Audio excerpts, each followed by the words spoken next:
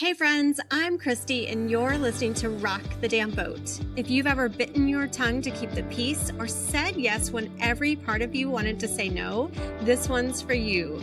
We're diving into the messy, real stuff that people pleasers like me have spent years avoiding. It's time to shake things up, have the hard conversations, and learn to stand tall even when it makes waves. And if you have not hit the follow or subscribe button, you will want to now, because February on Rock the Damn Boat is all about listening to your heart. This month, I'm talking with women who've built companies and created real momentum, and women who've had the courage to pause when their heart asked for something different. Because success isn't just about pushing forward. Sometimes it's about tuning in, honoring what's true, and trusting that rest, recalibration, or a bold pivot can be just as powerful as building an empire. Those of you who listen to Rock the Damn Boat and hear me talk about my Thrive coaching framework, it is built on tenacity. And my guest today is Tenacity in Action. Jessica Berger is a former PetSmart coworker of mine who left the safety of corporate life behind to follow her gut and in turn help the guts of her four-legged friends. That leap was her company, Bundle and Joy, a purpose-driven pet nutrition brand focused on quality, community, and a passion for pet health. Her full circle moment came recently when her product hit the shelves at PetSmart. 18 years to the day after she started working for the company. And get this, she just watched her brand light up on a billboard in Times Square. And I got to watch the reel of that on social media. And that was when I texted her and said, "Oh my gosh, congratulations. And please come on the show." So Jessica, welcome to Rock the Damn Boat. I'm so excited to be here, chat all the rockin', because there's been a lot of rockin' in my life for quite some time now. Absolutely. And, the catalyst for this show for me was kind of leading up to my corporate exit. And that was one of the first things when, you texted back that day and you said you had just celebrated 7 years away from corporate and making that leap. So before we get into all the ins and outs of Bundle and Joy, take us back to what spurred that decision and what made you take this huge leap of faith? Well, I always tell people, working in a corporate environment is such a value. Working in a corporation, you have the opportunity to be exposed to so many things, and it's such a great place to kind of decide what you're passionate about, what you don't love doing, what you love doing. And at some point in my career, I sort of saw people on the other side of the table that were presenting their own companies, their own ideas, their own brands. And I thought, wow, how cool would it be to be on the other side of the table? So I think at some point I made sort of that subconscious decision that I was going to learn all I could in the corporate world so that I could eventually try to do something on my own. Yes. And in came to 2018, candidly, I was pretty burnt out. I had been traveling every week.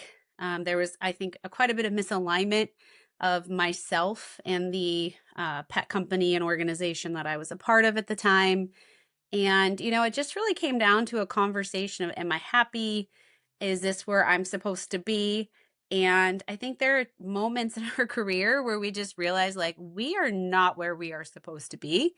So And true. it was, yeah, it was a pretty abrupt decision. I made that decision within 24 hours and then said, I'm out, Wow.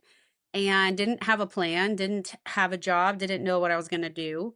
I ended up staying on for like 3 months to help the organization just transition well. And obviously I cared about what I was doing. But then it was like, wow, what do I do now? So I had I had a retirement party, which is I love telling this story because it was like a very finite end of a chapter. Yeah. And I needed that. I needed that moment to say, okay, like I'm turning the page. We're going to write a new chapter, and then where do I want it to take me?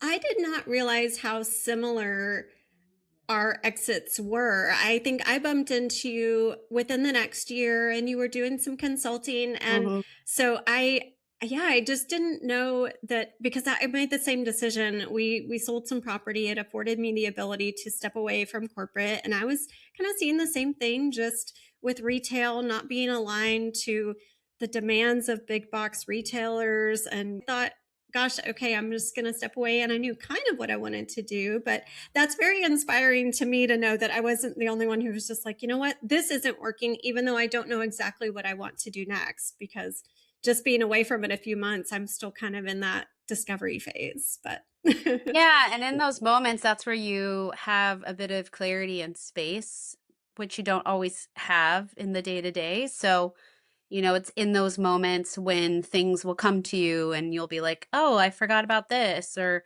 I'm actually really passionate about this thing and I haven't been doing that. And how can I find ways to integrate that back? So, through my journey, it took me left and right. I went back to school to get my doctorate. I started teaching at a university because I'm super passionate about that someday, being a full time professor, and then started, my own business at the same time. Like it gave me the ability to go a couple different directions, Mm. which looking back is so funny because I was such a planner. But 7, 8 years later now, I'm like anything but a planner, which is pretty ironic. Yeah, that resonates with me because, yeah, I just don't know. There's a lot of ideas that I like to simmer on, but I don't have to live and breathe by a certain plan. And so, yeah, you get to explore what you love. You helped me early on because when I was exploring the idea of coaching and retreats, you said, hey, fly out to Phoenix, go do a team building for my team. And so that was a great way for me to explore that. And I do still love that. I'm hosting a couple of retreats this year. So, thank you for supporting that endeavor for me and helping other women find what lights them up. I know that is important to you. Having read more about your journey and the community that you're trying to create, and that's really a pillar of Bundle and Joy, right? Community and your female team. Mhm. So, what's important to you from a culture and values standpoint? I think I never really felt a personal connection with any of the pet companies, brands, or products that I purchased or engaged with. And I really felt like there was an opportunity to build a company and a brand that somebody would feel really proud to be supporting, feel like they're a part of. I definitely felt like I saw that on the human side more with brands and companies at that time. Obviously, community led brands, founder led brands are very popular and emerging today. But at that time, I just didn't feel that in the pet space. And so it was probably a bit aspirational. I'm not going to lie. There were times where I was like, am I building a pet company or am I building like a social media group? It was a little like gray in the beginning just because sometimes I was like, I can't lean so heavily into building a community of dog moms and pet people. But I'm glad that I did from the beginning. We have a lot of people that are still so connected in our community. I know them personally. We know their dog names. Like, obviously, as you grow and scale, some of that isn't as possible. We don't know everybody today. But I don't know. I'm still really proud of the fact that we have built like an ecosystem that can support each other. I had a founder, another female founder, text me this morning. She's like, "Hey, I'm getting to go into Costco and do road shows. I just got this opportunity. Would you be willing to spend some time with me?" And I'm like, "Absolutely. Let me like give you the tips and tricks and the things I learned." There's so much for all of us to go around. That we should be supporting each other and we should be helping each other. Men do that all the time, and we don't always do the best job of connecting and creating community and creating collaboration within supporting each other. So I think for me, it's just been that like, how can we build an ecosystem that accepts each other as they are? We kind of ditch the dog mom guilt. And at the same time, really can support and build and help each other. And whether it's just an inspiration, whether it's just an encouragement. Even when I saw your announcement, I was like, hey, I gotta text her and say, hey, like, you got this, you could do this. Cause I don't know, life can be lonely. And I think we do have to do more of life together when we can. Yes, yes. And I appreciate you saying all that because I think that a lot of my audience are women who are afraid to take that leap, whether it's imposter syndrome, which is Mhm. huge. And I feel like even if you're reaching the pinnacle of success, probably still experience that some.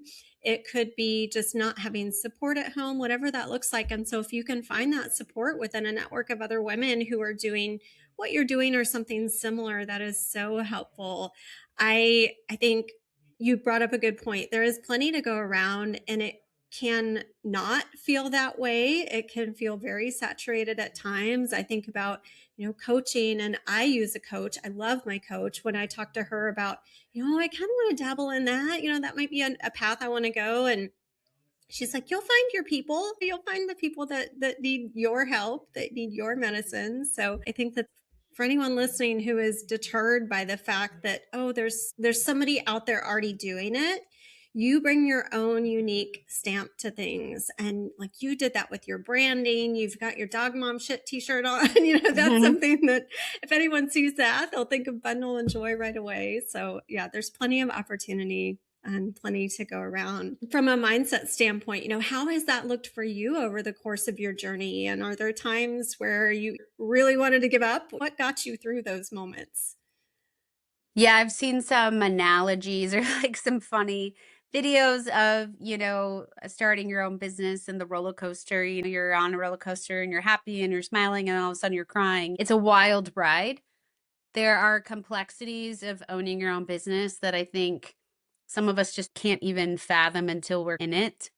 I think, the many hats that I have to wear, the different personality traits that I have to manage and successfully execute on a daily basis is probably one of the biggest challenges. I'm actually an introvert and I have to be very extroverted. I have to be very out there, and with that comes challenges emotionally at times where I'm like really fighting against my natural Mm-hmm. inclination.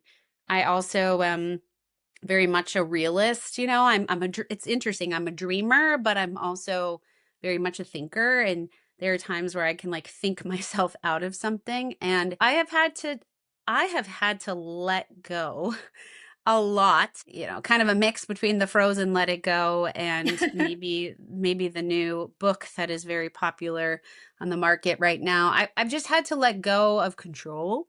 I've had to Mm-hmm. let go of fear. I've had to let go of expectations of myself. I've had to give myself and others a lot of grace, understanding that the things that I'm doing every day I've never done before and I'm just kind of figuring it out as I go. But, I with growth comes a lot of pain. Last year we had a ton of growth and expansion, and I would tell you it was my most painful year in the business, me as a person and the struggles, because with that growth comes that, and like you can't have one without the other. And I think when you start to embrace that is when you actually sit a little bit better in the day to day, because you're not expecting things to always be perfect. I can appreciate that advice right this moment because I've been going through this mindset challenge lately of like, well, what am I doing? I love that for anyone who's listening who has to understand that not everything is going to look perfect, and even things can look perfect on paper and not feel perfect in your body, whatever that looks like. Hmm. How do you manage that? Like, are there stress relief tools that you go to, getting outside with the dogs, something like that? I think for me, it's been a lot of really leaning in on my family and like my immediate family. On top of building the business the last few years, I've also sent two children away to college. Mm. We've got one going this year, my baby, my final one. So, I think that making sure that like family and that quality time is there. That being said, this has come at a cost to our family in multiple ways, right? Financially, time. I think for me, grounding in that family time and connection is helpful to have a balance. I haven't had the best balance in the last few years. I mean, I'd be lying if I said, "Oh, I'm super balanced in my Right. life." I work harder than I ever have. And so I think you're constantly on a journey to figure out what balance is for you or what that is. But I think for me, it's been time with family. My dogs obviously bring me a lot of joy. Sometimes when I've had just like a really high stress day, I will get into bed with them. I mean, I have 2 Great Danes. Right. They have this basically a twin bed mattress, and I will lay with them on this bed, and their bed is amazingly comfortable, and I will just try to, like, sit with them for 5 minutes even and just lay there like I'm one of them. They love it, I'll rub their belly and just kinda, but it's like finding those grounding moments, is something I've found that kinda helps me disconnect. Yeah, we've got two outdoor barn cats, but one of them, they're both spoiled. First of all, they have like a better setup than probably the dogs do in the house. But I Mhm, love going outside and, yeah, just cuddling Lefty. She's the snuggle bug of the two cats. One mhm. is very aloof, but we have dogs inside too. So we have a whole menagerie here on our 3 acres. But yeah, I think pets just a testament to your passion for pets and why you're in this space.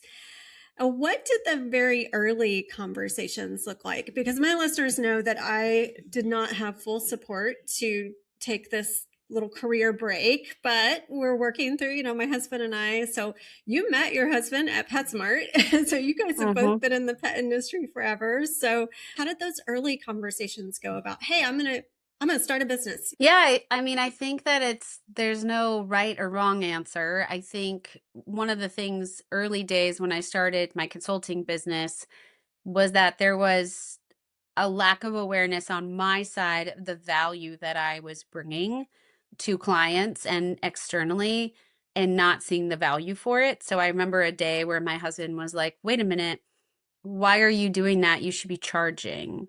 Why are you having that conversation? You should be charging an hourly rate." Like, that was very early days. And I was like, "Oh, didn't even think about charging, or didn't even think about a commission expectation." Like, there was just things I hadn't thought of because I just wasn't in that mindset. So early days, there was some of that. When I left corporate, obviously, that was sort of a decision we made together. And ironically, he wanted me to take 6 months off. I think I only lasted about 6 weeks. But that's just who I am. But I would say, like, in launching Bundle and Joy, it has been the biggest risk of our lives. When we when we made the decision, obviously I was driving a lot of the development and innovation and ideation portion, but I knew at some point, like, we were going to have to financially invest in the business. Having those conversations was difficult at times. There were times where we were fully aligned, and there were times where I actually went and made a financial decision without him, and then asked for forgiveness later, which I don't recommend. But I him and I are all in. We took a second on our house. I have completely liquidated my 401k now. There's a lot of financial decisions, and we are so in on the business. And what's interesting is, over time, my husband knows that I am so hard on myself, and so over time, I think he has come in and said, "Hey, like, if this doesn't work out, if it fails, it's not a failure. Think of all you've learned. Think of all you've accomplished, things you've gotten to do that you never would have dreamed of, and you will start over, and you'll rebuild." Where I, like, can't really see it that way.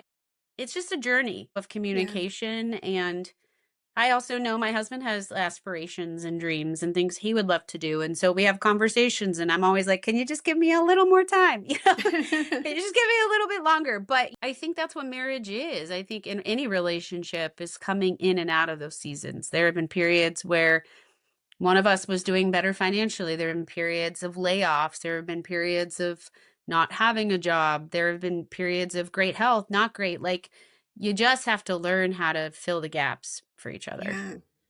That's amazing. And I'm getting emotional because I'm thinking about everything that you've learned, how many women like me that you have inspired.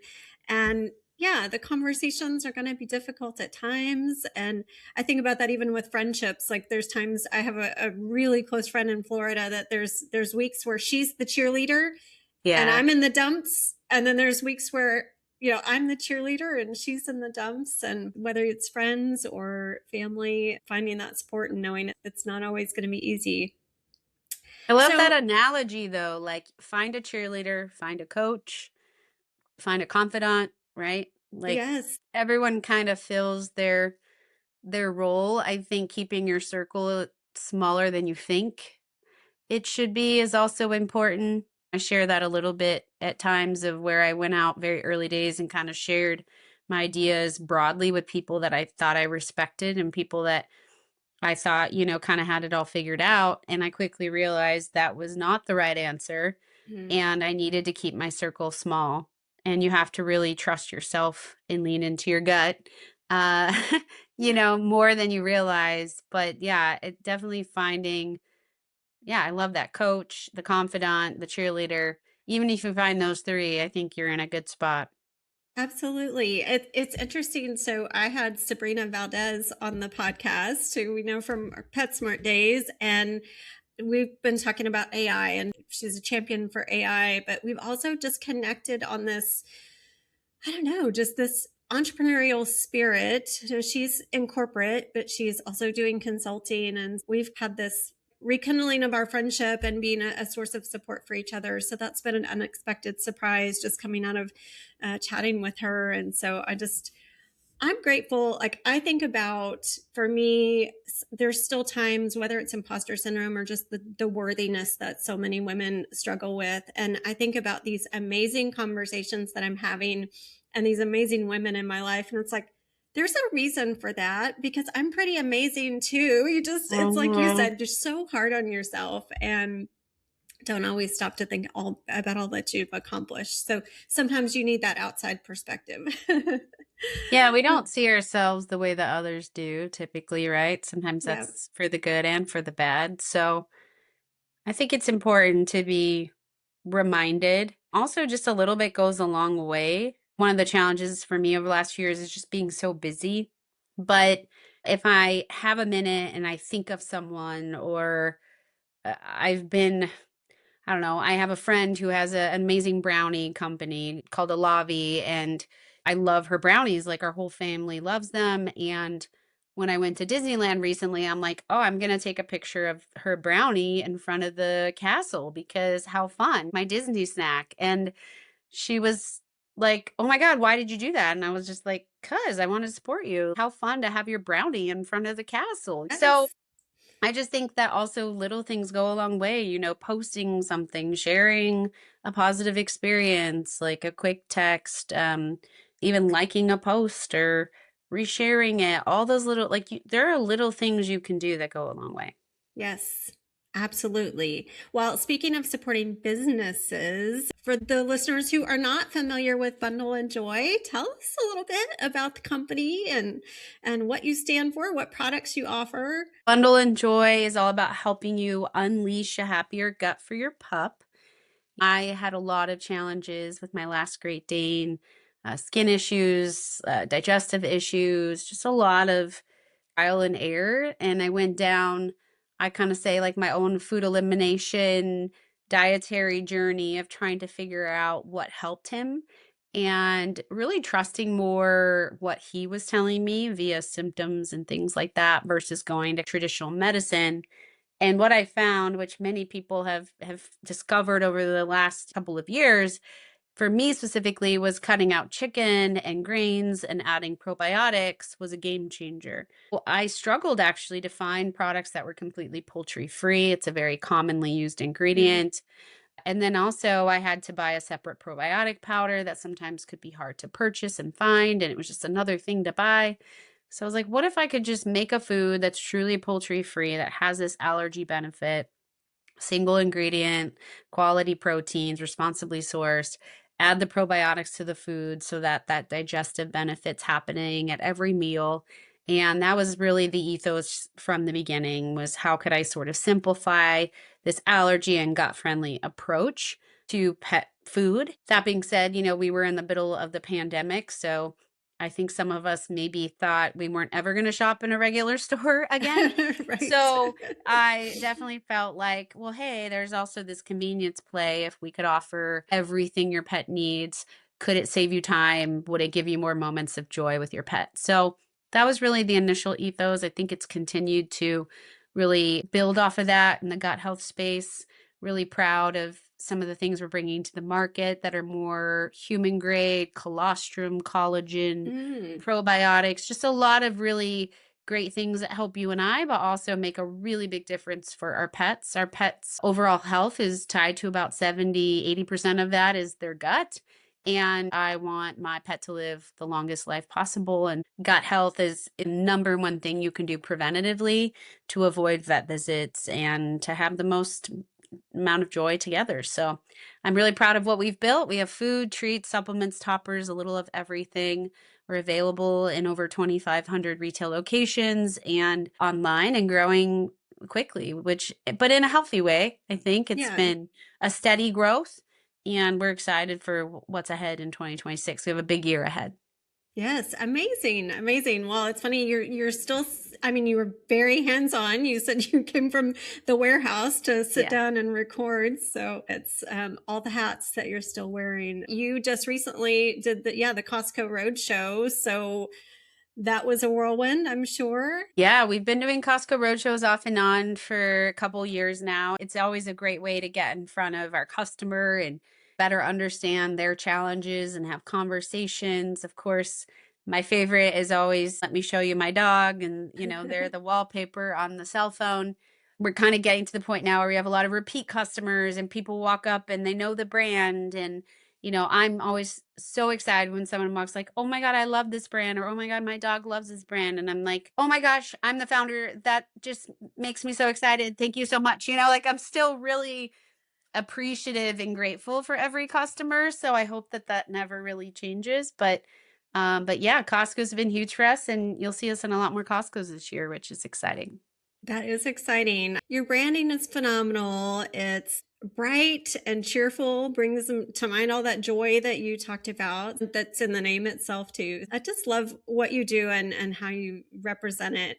Now, you are proud to be one of the few Latina founded pet brands in the market where that is very rare. How does that feel to be inspiring women in different cultures? Obviously, the female founded business, and then to be one of the few Latina founded companies. It's a heavy lift, it's a heavy load. I would say there is so much that I understand is important for my business as an example to be successful, to Mm. prove that we can do it and we deserve a seat at the table. I would say personally, it has been so rewarding to have my family, my larger family, be a part of this.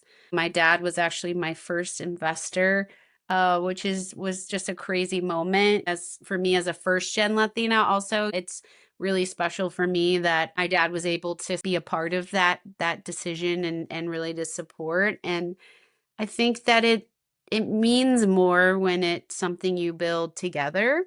Family and friends, they've been so supportive from the beginning. I think probably believing in me before I believed in myself. And I think just more than anything, humans, the consumer, we are all so different and unique, and we bring so much to this life that it's not just about diversity, it's just about really representing true people, true pet people.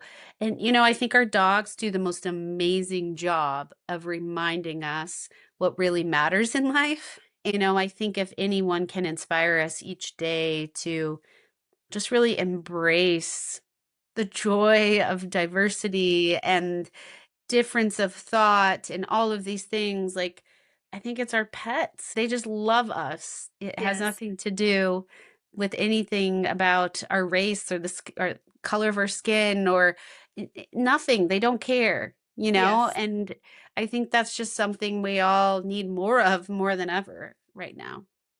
Yes, yes, definitely right now. And leaning into those connections, I think about I was at Global Pet Expo in March, and we had decided we were not going to get another dog when our senior dog passes away. And I had been laying in bed one night and had my hand resting on her, and I thought, I don't know that I can picture a day where I'm not sleeping next to a dog.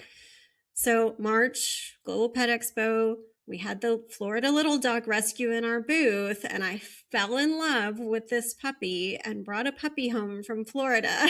and so, and my husband was, I thought we weren't going to get another dog, but she has not only sparked joy in our senior dog, and they play together, but then just going through this whole newness of experience. We hadn't had a puppy in forever, and nothing bothers her. As long as she's got a toy and she gets to go outside and play with the cat, she's happy. And yeah, just seeing her be so carefree and remembering what that's like to be so carefree, because it's not always easy where we're at in life Yeah. and in our entrepreneurial journeys. Oh, well, I still remember when I came to talk to your team about you sharing that your family had been so supportive, and your dad telling you from a young age that you can do whatever you set your mind to. And my parents, I have a great relationship with my parents. They just always steered me the practical route, the practical course. So it was the most difficult conversation. We took them out to dinner, and I told them that I was leaving my job, and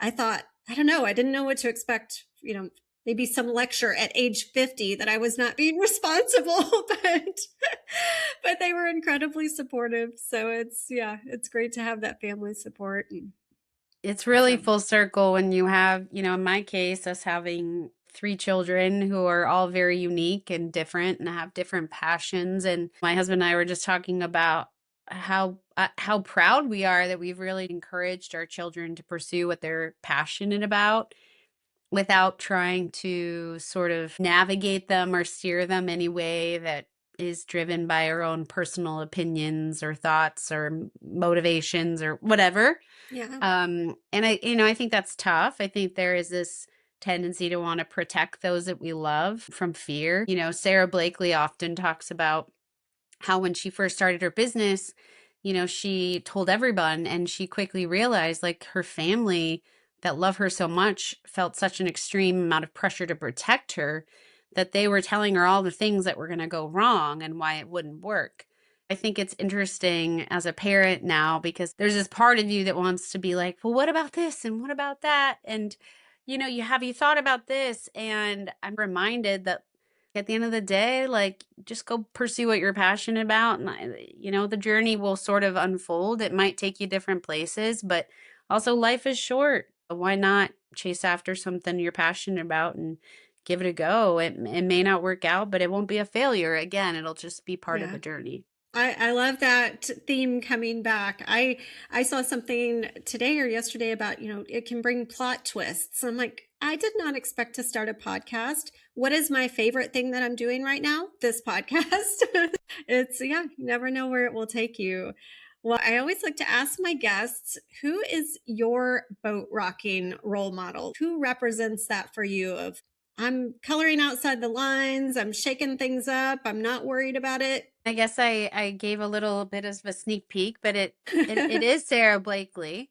In 2020, I actually had applied for her Red Backpack Fund grant. She had decided she was going to award, I can't remember the exact amount. I want to say it was like $1 million or something, to women making a difference in their communities.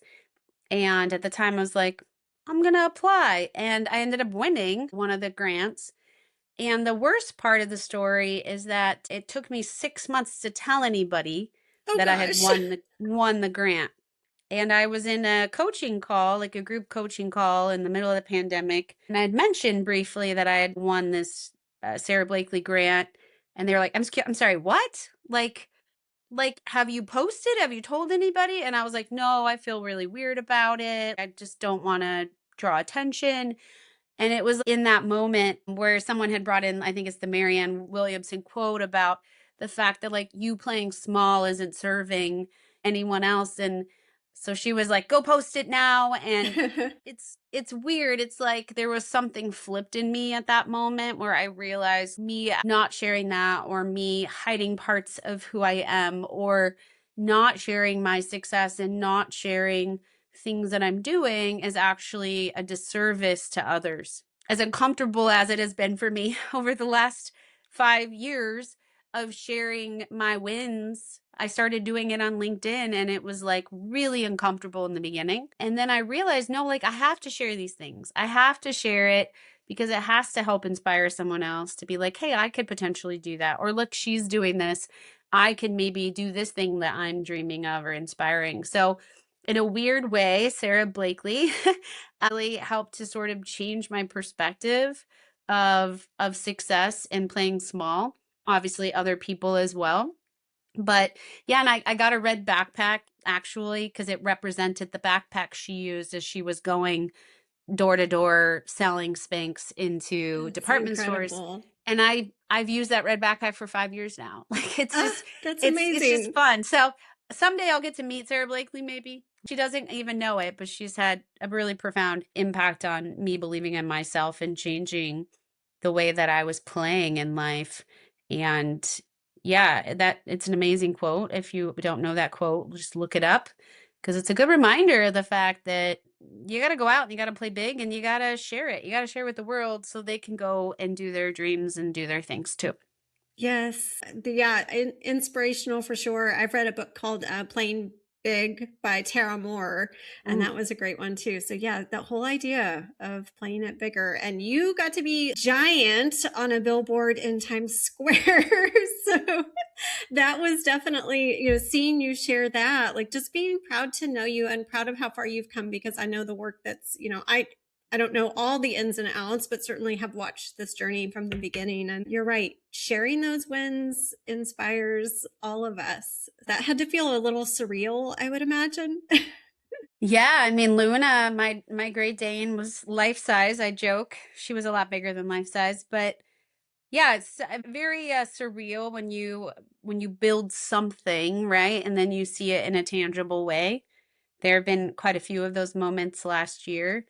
I think the craziest full circle moment was that I actually spent a good amount of time in New York when I worked at PetSmart, to kind of think about the moments I had spent in Times Square.